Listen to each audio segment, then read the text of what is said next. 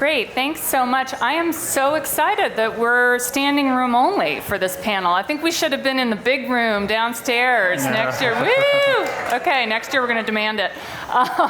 My name is Rana Foroohar. I'm a columnist at the Financial Times and an analyst for CNN. I wrote a book called Makers and Takers about the financial markets, and my new passion is big tech, and I have been turned on to that by some of the folks that you're going to be hearing today.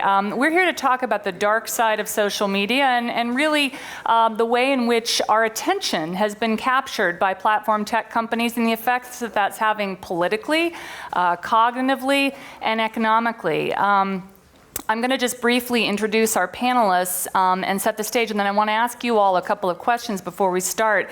Let me just introduce first Cal Newport here on my direct left, who's a professor at Georgetown, and I will do a Vanna White here and market his book, Deep Work. He believes that if you take back your attention and get off social media, that you will actually do better in life and work, that this is a strategic advantage. And I have to poke a little bit of fun at you because as you tell people to get off of social media, you've gone viral with your TED Talk. So there's a little disconnect there, but we won't make too much of it. And Roger McNamee, who really turned me on to this topic, is a venture capitalist, a co-founder and partner in Elevation, was a seed investor in Google and Facebook, was a mentor to Mark Zuckerberg for many years, but has had a come to Jesus moment, has written a book called Zucked, which is out next spring. And he's going to tell us in a moment how he got Zucked, which is pretty interesting. But before we start, and we're going to talk amongst ourselves for about 30 minutes or so and then open it up to questions. I want to ask you all, let's have a show of hands. How many people are daily users of social media? Okay. Good, in 90% probably. I want to ask one more question. How many people feel that the disadvantages of social media, as you understand them, outweigh the advantages? Okay, like 60%. Okay, great. That's what, sorry? We should do like a John Donvan style Yeah. poll at the end of the session. Exactly. See if we've convinced you. All right, well, we're going to discuss all of this. We're going to talk about how we got here to where we are politically, the 2016 elections, what might be coming up in terms of influence of social media on the midterm elections. And let's have a very interactive discussion. I'm going to draw you guys out, but feel free to interrupt me, interrupt each other, et cetera, and then we'll open it up to questions. Roger, I'm going to start with you because when I first began at the Financial Times, two things happened that were really influential to me. First of all, as I mentioned this morning in the aperitifs, I came home one day and I opened up a credit card bill and I looked and there were over $900 in small $1.99 charges that I didn't recognize. And I thought, what the heck's happened? I've been hacked. And then I realized, oh, my 11-year-old has my password to the App Store. And I began to interview him, and it was fascinating because even though he knows he has to ask me before he uses it, he had become addicted to a particular game. And it was clear to me, I kind of interviewed him as a journalist, it was clear to me that he was being pulled in and manipulated by this technology, didn't even really realize that there was a monetary transaction going on. He was so in the fog of this, and it reminded me of people that I'd seen in Vegas at the slot machines. And in fact, as I began researching it, I found out that the techniques are connected and actually underpin some of this technology. At the same time, I met Roger, who came into my office because he had become very disturbed about the way in which Facebook had been used to manipulate the 2016 elections, even though he was a mentor to Mark Zuckerberg. So tell us about that moment, Roger. So the background, Rana gives me too much credit. I was not there at the very beginning of Facebook, but I first met Mark when he was 21 in 2006 and became an investor shortly thereafter. And I was able to help him through a crisis the day I met him, and later was able to bring Sheryl Sandberg to his attention and bring her into the company. So I played what I would describe as a very small but important role at a point in time. And I had been a huge cheerleader for Facebook thereafter. And in January of 2016, I was on vacation with my wife, and I started to notice really misogynistic memes, photographs with text on top of them depicting Hillary Clinton in really horrific situations that were coming from Facebook groups ostensibly associated with the Sanders campaign. And I found them really disturbing, but the thing that bothered me over the next few days was I noticed that they were spreading virally, and they were spreading to people I knew who were then sharing this stuff. So somebody was spending money to get these people into groups, Facebook groups, of like-minded, and then they would share stuff. I'm thinking, who would spend money to get people into groups to spread misogyny like that? So I'm an analyst, so I put that in my head. Then shortly thereafter, I see Facebook expels a group that was scraping user data for people who were interested in Black Lives Matter and then selling it to police departments in violation of the Fourth Amendment. That was really frightening. Then I saw Brexit, and in Brexit was the first time I realized that the tools of Facebook were essentially conveying an advantage in an electoral situation to the person with the most inflammatory message. That essentially the virality of inflammatory messages was so great that there was a structural advantage. You could pay the same price, but get much greater reach. And then in August, Housing and Urban Development sent out a citation against Facebook for enabling violations of the Fair Housing Act. At which point I wrote an op-ed for the Recode blog, which I shared with Mark Zuckerberg and Sheryl Sandberg prior to publication. And I sent it to them and I said, guys, I think there's something really wrong here. These four things are unrelated, but they could all be explained by the fact that the algorithms and the business model of Facebook can be exploited by bad actors. And I think you have a Tylenol moment here.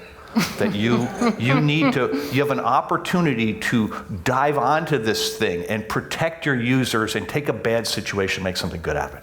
I spent 3 months trying to talk them into just doing that research. It turns out they did the research. They did not tell me they did that. They just stiff-armed me. And so the long story short, I met a young man named Tristan Harris who'd been at Google and who understood the psychology of what was going on, the slot machine stuff Ron is talking about. And he was completely unaware of a connection to the elections. He was completely unaware of the connection to privacy. And so I'm looking at those two things. He's looking at that thing. We just go, whoa. Let's become a team. And so in April of 2017, we set out to try to start a conversation because we didn't think this was a sort of thing. I knew, for example, that Facebook could be used in 2018 and 2020 because nobody was even looking at that problem. And the privacy issue, nobody was even talking about. The fact that once your data was in these things, they claimed ownership. And this issue that they use techniques that create addiction, and in children and teens and adults, there are all these consequences. Yeah. And so we were just saying, hey, don't we have to have a conversation? And so that's how we met. And we're going to tease out all of this, but just to kind of lay out, think about what we have just covered in the first 5 minutes here. We've covered the fact that data markets are changing everything. The laws of economic gravity are shifting. Politics can be manipulated at a mass level. There are behavioral techniques that are being used that we're not even aware of that put us in a casino every time we're on our phones. The complexity of this, for starters, it reminds me a lot of the financial markets pre-2008 in some ways, because there's so much going on. It's so opaque. It's everywhere. It's hard to even connect the dots. Cal, I want to come to you. I feel like this is about our attention in a profound way. And you look at how the rise of social media, the rise of platform tech, has commanded so much of our attention, it's made it hard to even have a topic about the topic, or a conversation about the topic. Do you want to kind of expand on that a little bit? Well, it's true, and it creates ironies, like me needing to have a video on social media just to get people to listen to my message about not using social media, which worked out well. Oh my God. The space-time fabric is bending. No, that's another session. I'm like the virus that uses the host's own body against itself. And I was telling you earlier, in one of my videos, it went viral, you can see 2 young women using social media in the front row while I'm talking about quitting social media. So I guess I'm not that effective. Oh my God. But I think what's interesting here, and this is something I've been writing about for a while, is that we have sort of two shifts going on at the same time, and they're counterbalancing each other in weird ways. So we have a shift towards a knowledge economy, just in the economy at large. So an increasingly competitive, increasingly complex knowledge economy that I think, or at least I argue, is rewarding the ability to focus intensely for a lot of different reasons. The better you are at controlling your attention, the better organizations are at optimizing the attention capital that's latent in the human brains that they hire, the more effective they're going to be in a complex knowledge economy. So that's a trend that's going on. It's been going on for a while, and it's an interesting trend. Then we have the rise of the attention economy at the same time, which is where we have this sector in which we find Facebook and these other platform monopolies. They're trying to monetize our attention, and they're spending more money on this than we've ever seen in sort of the attention economy is maybe 100, 120 years old, depending on, you could go back to the original penny press probably in the late 19th century. It's been around for a while, but we haven't had companies with $500 billion capitalizations or companies that are more valuable than ExxonMobil putting that much resources into it. And I think these forces are actually pulling at each other in weird ways. So the rise of this attention economy, so much money is going into making these things so addictive and so alluring that what's happening is that we're sort of permanently reducing a generation's ability to concentrate well. And it's happening at the same time that the ability to concentrate well is becoming increasingly important. So it's almost like if you went back to ancient Sparta at a time where they had a whole city-state that was built around sort of physical strength and endurance was the key to their survival, and at the same time we're marketing cigarettes and junk food very effectively, it would be an issue. And I think that's what's happening here. So that's an angle that I've been talking about a lot recently. Yeah. Is that there's economic implications to what's going on here. And I think there's economic implications that we might start to see at the actual sort of macroeconomic metric level. Which, yeah, I would argue that we already are, but Roger, let me let you jump in on that. So I want to give you the background. So the concepts we're talking about have been around for 100 years. So you know the name Edward Bernays and the invention of propaganda in order to recruit young British men to go fight in the First World War. They crafted these techniques that were about dominating all forms of media simultaneously with a very simple message. And all of public relations, all of advertising, all of media has been driven by this, because when you're advertising based, you need people's attention. But until the last 20 years, all those media were broadcast. They were one way, one size fits all. The difference with Facebook and Google that is so profound is that they have a real-time feedback loop with each individual user. No medium before ever had that. And the reason it matters so much is that on Facebook they have 2.2 billion Truman shows. Everyone has their own reality. Now imagine the context in which this came up. Through the mid-50s, the United States was a country of engaged citizens, right? That's how we beat the Depression. It's how we won the Second World War. Beginning in the 50s, we start to shift to a consumer economy. And we go to a consumer economy to the point where we relieve citizens of their citizen obligations. George W. Bush after 9/11, be a good citizen, go shopping. Facebook and Google showed up at a time when we had trained the population to be consumers. And they gave us what we thought we wanted at the individual level. These Truman shows mean each person has their own reality. And the reason this matters, there have always been people in America who believe nonsense. But think about it today. 1/3 of Americans are convinced that climate change is a hoax. 25% believe Barack Obama was born in Kenya. Right? Somewhere between 1/3 and half the population identifies with stuff that is demonstrably not true. And that was certainly not true 20 years ago. And it makes it impossible to have a functioning democracy if everybody's in their own reality with no need to ever compromise. And that's what Facebook and Google have done to us. And the problem is, even if you don't use it, you're affected because so many people are in these bubbles. Cal, do you agree with that? And do you see, I know Roger and I have talked about this, do you see Google and Facebook particularly as being sort of in a different basket or more of a problem than some of the other platforms or other major tech players? So I tend to put Facebook in a unique basket. At least when you're talking about the tech giants, you're talking about whatever the big five are. So you have Google, you have Apple, you have Facebook, you have Microsoft. Maybe put Samsung into that bucket. Something that I think is different about Facebook, it's not in terms of the effect, but in terms of, Roger and I were talking about this last night, the fact that more so than the other tech giants, what they offer is more dispensable. That is, if you talk to people about their Facebook use, they tend to be relatively indifferent. They say, it's fine, you have a Facebook account. There's maybe some things they like about it, some things they don't. If you say, okay, I'm going to take it away from you for a month, which is an experiment I've done with many different people, the reaction's about a shoulder shrug. It's not a big deal. It's something that they use with some indifference. And yet, it's one of the most valuable companies in the world right now. And so I put into its own basket because I think this is true.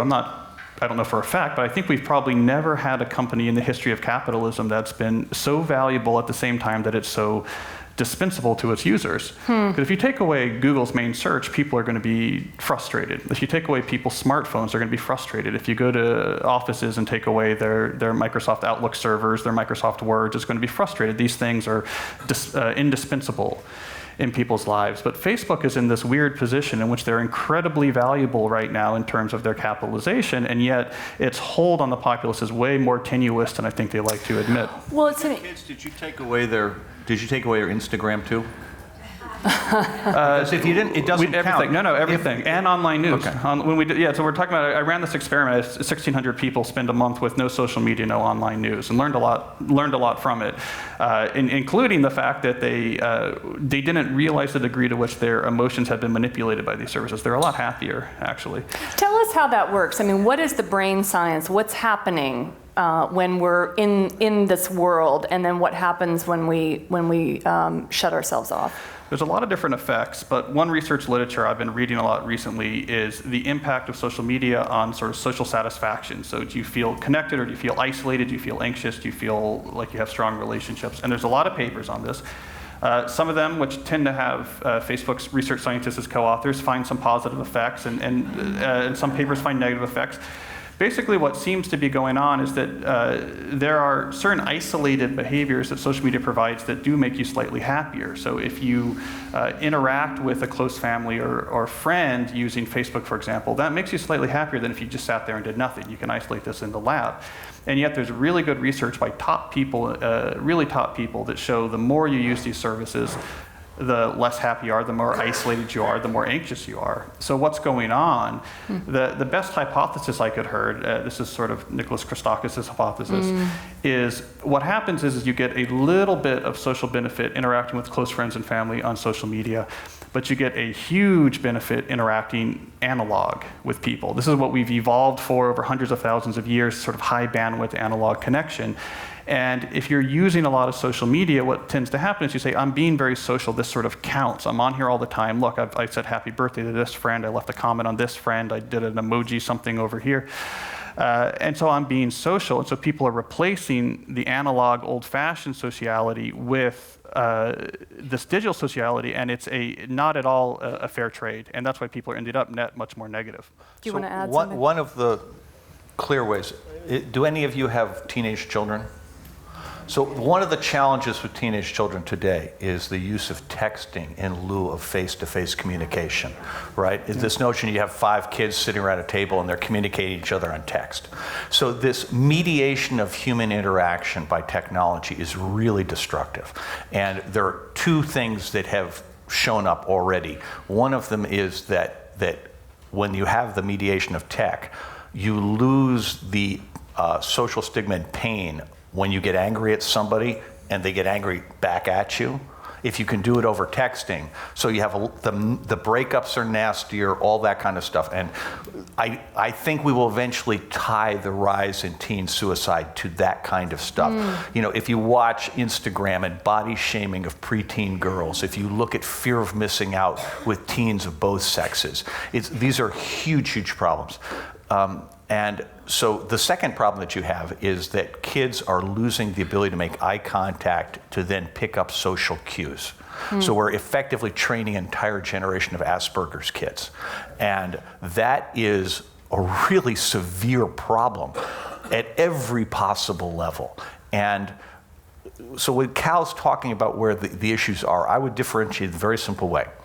That the products that are advertising based, that are trying to monopolize your attention, in the order of damage are Facebook, YouTube, which is owned by Google, Instagram, which is owned by Facebook, and then there's a big gap with Snapchat, which comes next.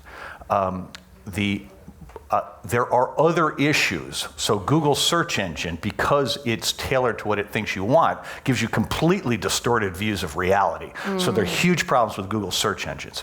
There are huge problems with Twitter because the thing is so easily gamed and the people running it are clueless. And so there's more than one thing going on, but it all starts from this issue of attention. Okay? It all starts from this manipulation of your attention.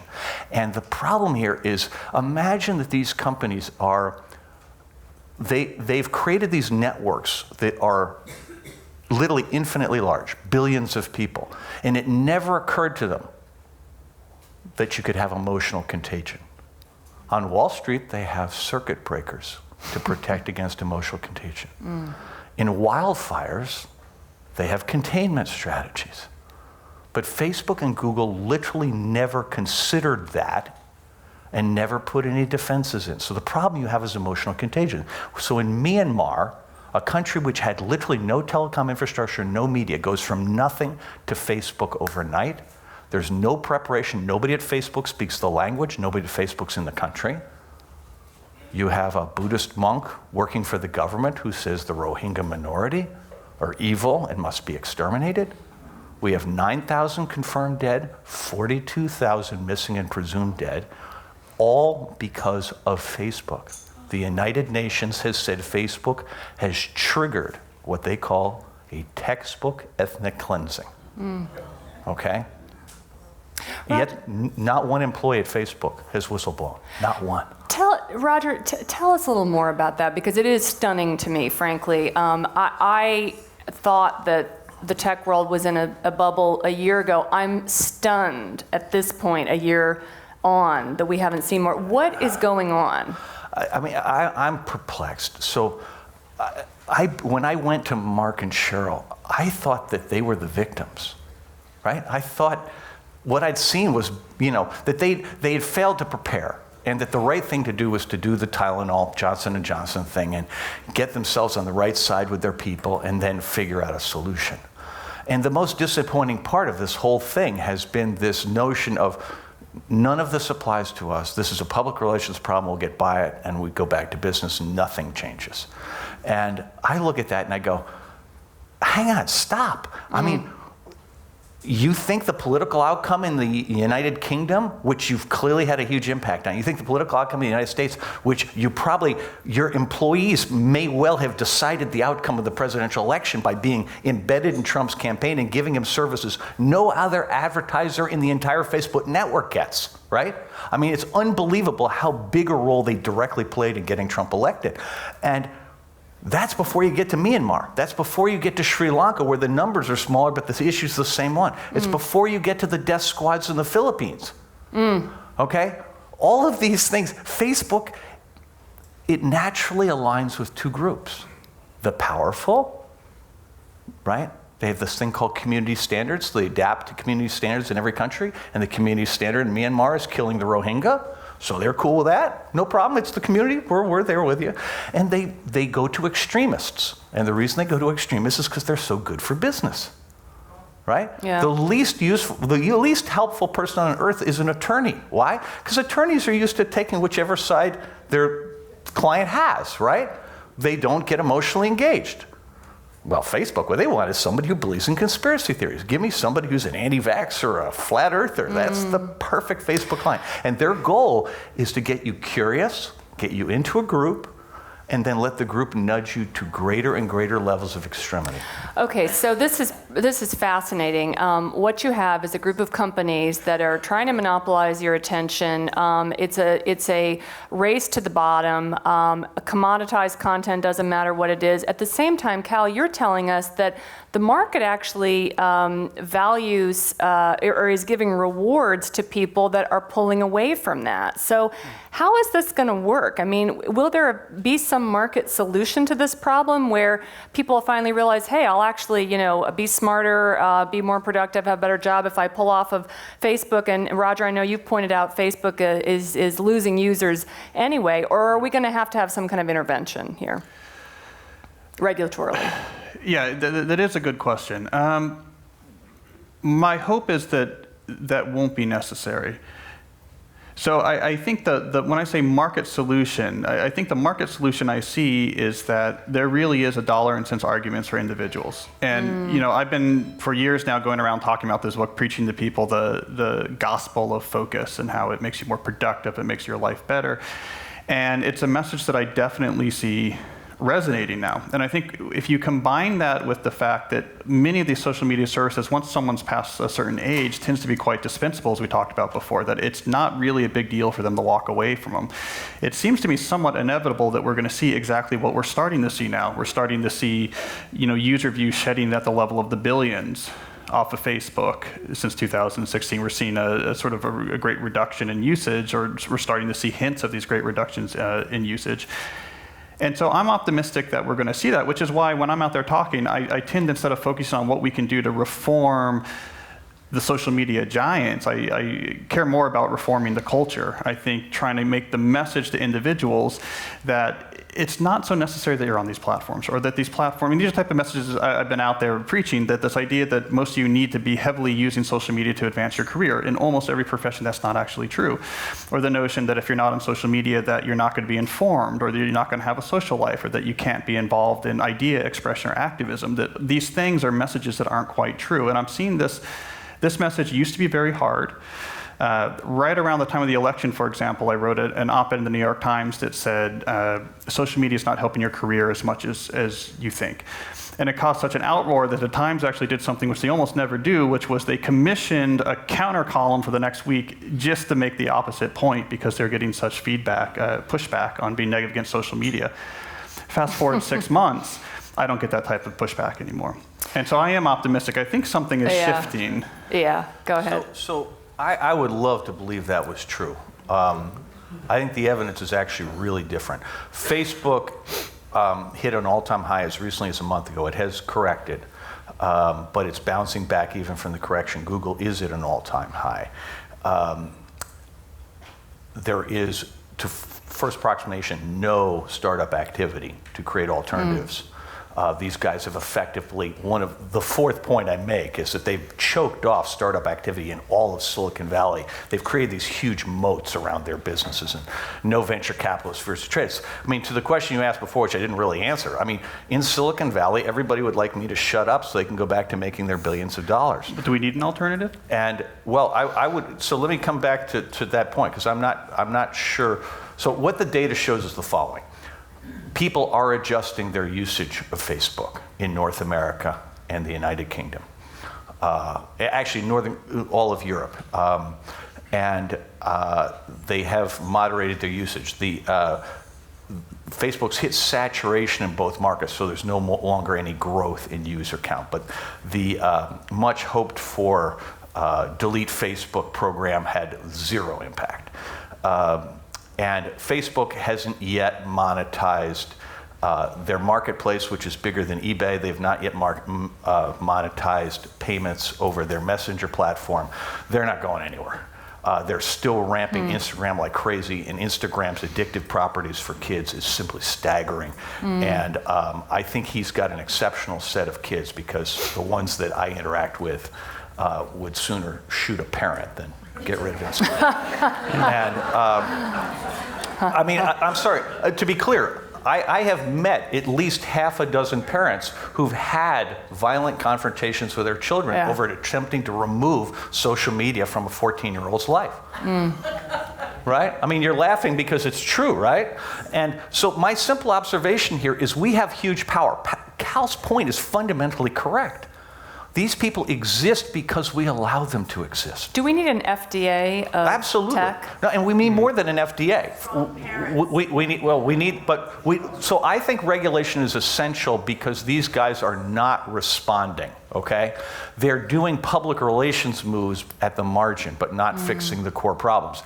And I mean, if you look I'll give you an example. We did an eye test taking Google and Facebook's things for the global data protection regulation in Europe, which is a thing that gives citizens all the rights to their own data, which is something we do not have in the United States. And they designed these things with something called dark patterns. And dark patterns are a design to fool you so that your eyes skip over the content you want them to skip over. 96% of the people check the box that says no change, right? And the reason, if you watch their eyes, they never see the content that tells them they have new rights. All right, we could go on and on, but I want to give you all a chance to weigh in. We've got mic runners. If you want to catch my eye, raise your hand, ask a question. Let's get the first one up here. And introduce yourself, if you will. Just keep in mind that if we can get a mic over here in the front row. Jay, the mic's over there. Down to the end to this young gentleman, and then we'll go to Roger, you recommend an FDA with a president who just wants to drop quarterly analyst calls. You recommend participation beyond PR from Facebook and Google when they have to answer to their shareholders by increasing revenues and margins every week. Right. I didn't suggest this I was mean, easy. are we between a rock and a hard place? Demonstrably, we're between a rock and a hard place. And I think the thing that's very difficult about this is that, we are at a moment in time when, to Cal's point, maintaining your focus and concentration is really difficult because we have a president whose entire MO is about distraction, right? And so, I mean, I run into rooms with my hair on fire for a very simple reason. My goal is to get people to understand that there is an issue here. And this is not an issue that affects other people. It's an issue that affects literally all of us. And it's about what kind of a place do we want to live in. If you don't like the political outcomes we've had in the United States, one of the things you should understand is that social media played a huge role in producing that outcome. We don't yet know exactly how great, but the probability is that it was decisive in the United States, and it was almost certainly decisive in the United Kingdom. And it came surprisingly close. I mean, the reason that Merkel's got so much smaller coalition than she had was because this was done less effectively in Germany. And so my simple observation here is we need to get everybody thinking about this. I mean, I'm good for running into rooms with my hair on fire, but I'm not a domain expert like Cal on how you solve the problems. I would just, before we move on to the next question, I would make one point too. I think there are some bright spots beyond the president, within various regulatory administrations. The SEC, for example, is looking at putting a price on data, looking at data as an asset. I think that there are a lot of different agencies and sort of, one level down, folks that are starting to think about this stuff. Well, Federal Trade Commission has a and chance FTC, also. yeah. And there's a new administration in there that is at least open to these ideas, which is really exciting. Yeah. And I look forward to meeting Simons and the rest of that team because I do think that they could play a positive role. Yeah. Okay, there was a comment here. All right, so as an outlier in this room specifically, but also I think with the other high school students like myself, I personally have been able to grow my own business through social media and through marketing and advertising on social media. Me too. And I was wondering, as someone who continues to see it used as a tool of growth in businesses, do you see marketing and advertising through digital media and social media expanding and prospering as it has now in the future? Who wants to take that, Cal? Well, I mean, I get this question a lot. People say, well, I use social media to help market or expand my business, and sort of course you do, because I don't think there's been a sort of more effective targeted advertising tool, Especially for small businesses. especially for small businesses, sort of in the history of marketing. Yeah. So you would never fault someone for using this tool to grow their business because it works really well. That's why Facebook is worth $500 billion. On the same time, that's really dependent on having 2 billion people that feel compelled to, for free, enter in lots of information about themselves and look at the mobile billboard throughout the day. So I think it's going to prosper until the social media services no longer prosper. And on this, I'm a little more pessimistic than Roger. I think it's more tenuous than Facebook thinks. I think they do have large user growth. They do have these marketplaces, but their role in people's lives is largely cultural and zeitgeist, right? There's this sense of, yeah, we use this is something we have. You could imagine a few well-placed celebrities or something. You have just the right switch. We don't do this anymore. The right person says this or that. I could see the whole cultural house of cards crumbling. And then Facebook stands back, but wait, we're going to try to monetize this, and we're going to do mobile payments. And just it gets a taint where I don't really want to use the service anymore. So I think there's a phase change possibility with these social media giants because of their dispensability that makes them way more fragile than I think their investors sometimes are. I might be wrong on that, but So Liam, I just want to say, I think the hardest part of my job is that I love Facebook as an individual. I run my band on it. I have a lot of people I communicate. I think most of us really like our day-to-day interaction with social media. And the problem here is the business model. And the business model is what's causing all these horrible things, not social itself. And the trick is to get people to recognize that the thing that they love individually can actually be causing enormous societal harm. And that's a thing we somehow have to balance in our heads, which is where Cal comes in, because we need a lot of concentration to keep those competing thoughts going at the same time. How would you, before we move on, how would you fix the business model? Where's the low-hanging fruit? There is none. For Facebook, they literally need the equivalent of a thoracic transplant. I mean, the entire business model is predicated on monopolization of attention. It's entirely about manipulation of attention, and there is no easy fix. There is no low-hanging fruit on any of this, and that's why it's so frustrating. And for me, particularly, having played a role at one time in the company, this is immensely frustrating because I did not see this coming, and it really infuriates me. It was a failure of analysis that I'm never going to get over.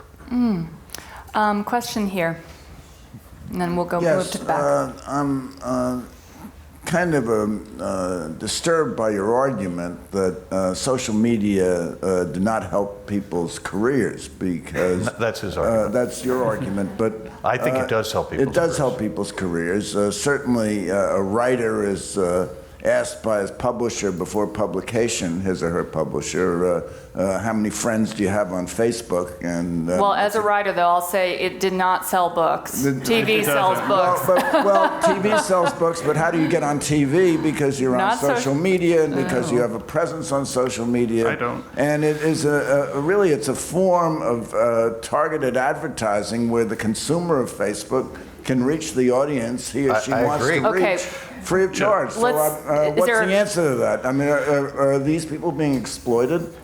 Well, that's a pretty broad question, and how quickly. I'll just say briefly, I think what I wrote about that is that there are fields, of course, in which Facebook, building a platform or having an audience is important. I think the problem is that, especially for young people, they've extrapolated this to almost every field. And then there's just sort of this generic sense that I'm a computer programmer, I'm a systems engineer, I'm a teacher, whatever it is I need to be spending lots of time on here. So it was sort of the generalization, I think, from a small number of case studies where people who actually had a media presence or an online presence that was crucial, which is a very small sliver of the economy, this generalization that, well, sort of everyone needs to be on here. And I just push back on the theory that all of the legacy channels that existed in these fields for identifying and rewarding talent somehow all went away in the last 4 or 5 years, the period in which social media use became ubiquitous. So my argument was, in a lot of fields, these legacy things are still around, and more importantly, your ability to focus and build your skills and become so good you can't be ignored is going to far outweigh Instagram followers in almost every field. And so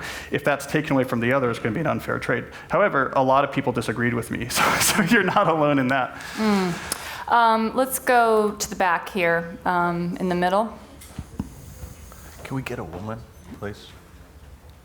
It's a question for Roger. Given your feelings about Facebook and having been an original investor, I'm curious, have you Nearly original, not quite original. have you retained your stock or sold Yes. it?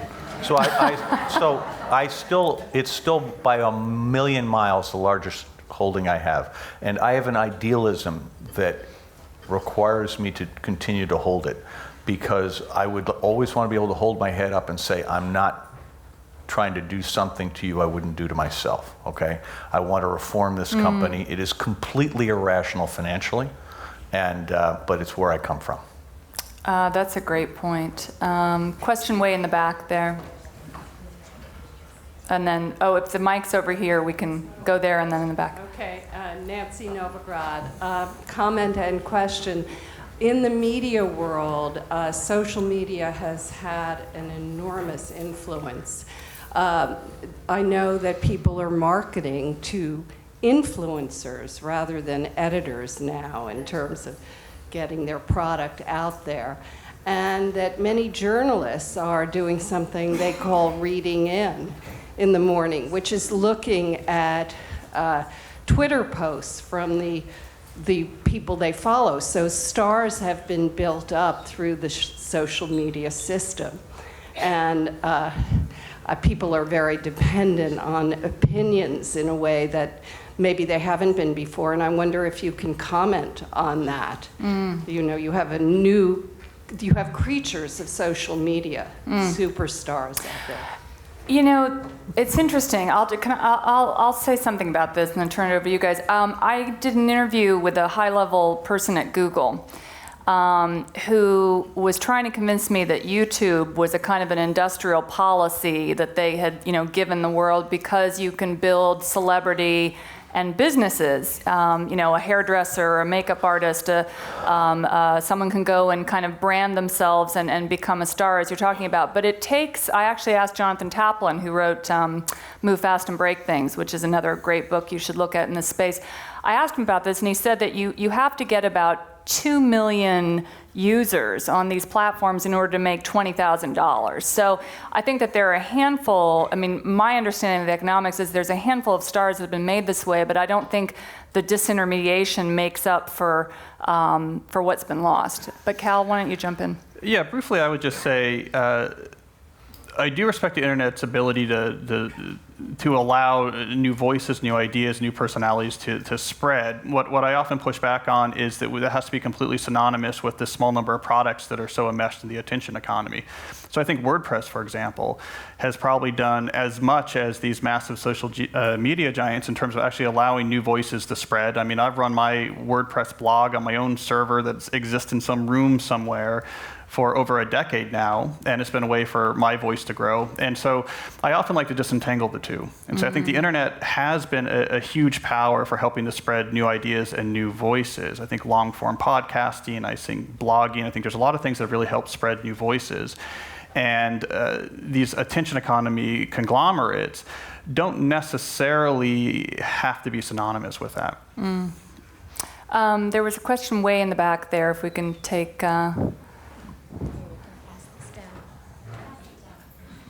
And then we'll have time for maybe 2 more. When you spoke about the situation in Myanmar and with the election, it reminded me of, do we need regulations for who can use it? If you look at gun control, we're blaming sometimes the gun manufacturers for taking responsibility for shootings. Cigarettes cause cancer. Is this the next thing, social media? Do we need certain regulations for who can use them? I think all of us would say yes. So here's what the issue is. The major social media platforms, in this context, I'm really speaking about Facebook, Instagram, YouTube, and Twitter, have insinuated themselves into the public square. And the public square was historically something that was open to all and protected by the government. And they've insinuated themselves and then denied any responsibility for replacing the government in dominating the public square. And so that's what the conflict is about. And to me, it's all about, that's the conversation I'm trying to have right now. I don't think it's up to me to make that call, but I think as a country, we should make that call with some deliberation as opposed to based on just some impulse. I'll just add one thing, which is that I'm talking to a lot of regulators in Washington about this right now, and I think that there's a conversation about how do these markets function? Are they transparent? Is there equal access to information? Is there sort of a shared moral framework? These are the things that Adam Smith would have said you need to have a properly functioning market. You could argue that none of these things are in place with these markets. Yeah. So that's, I think, a conversation that's brewing. Question in the middle there. One more question up here. Thanks. Just curious in the Myanmar case, because isn't the responsibility also the provider of the infrastructure of the telecommunications and the internet? So the answer to your question is almost certainly that's true, and that's the government, and I believe. But the key thing was that Facebook went in and bundled their service in 60 different markets for free, a baseline thing, in order to encourage people to use wireless communications. In the case of Myanmar, what happened was they had very high cellular costs, and I think they had 3% penetration. Facebook goes in, persuades the government to change the policy, lowers the price dramatically. They bundle Facebook free basics with it, and they go to 67% penetration in 2 years.